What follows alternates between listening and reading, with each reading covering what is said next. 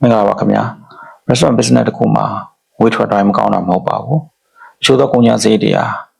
ဆိုင်ရဲ့အကြောင်းတိုးမြင့်ပေးတာ customer တွေကိုပြန်လာစေတာ staff productivity လို့ခေါ်တဲ့ဝန်ထမ်းတွေရဲ့ထုတ်လုပ်နိုင်စွမ်းအောင်တိုးမြင့်ပေးတာအမားတွေကိုကြားစေတာကိုကူညီပေးပါတယ်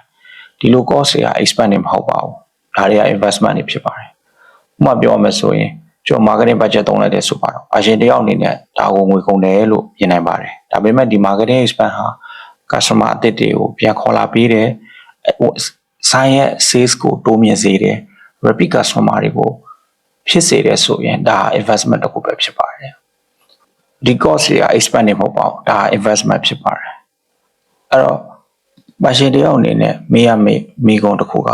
ဒါဟာငွေကုန်စေတာပဲလားဒါမှမဟုတ်ရင် business ကိုပုံမတိုးတက်လာစမဲ့ investment လားဆိုတဲ့မိကုန်ပဲဖြစ်ပါတယ်ဒီလိုမေးနိုင်မှုအတွက် CVV analysis လို့ခေါ်တဲ့ cost volume profit analysis ကိုနားလည်ဖို့လိုပါတယ်နောက်ဗီဒီယိုမှာ CVV analysis ဘာလဲဆိုတာကိုရိုးရှင်းအောင်ရှင်းပြပေးမှာဖြစ်တဲ့အတွက်နောက်ဗီဒီယိုကိုဆောင်ရွက်ကြည့်ရှုပေးပါဦးခင်ဗျာကျေးဇူးတင်ပါတယ်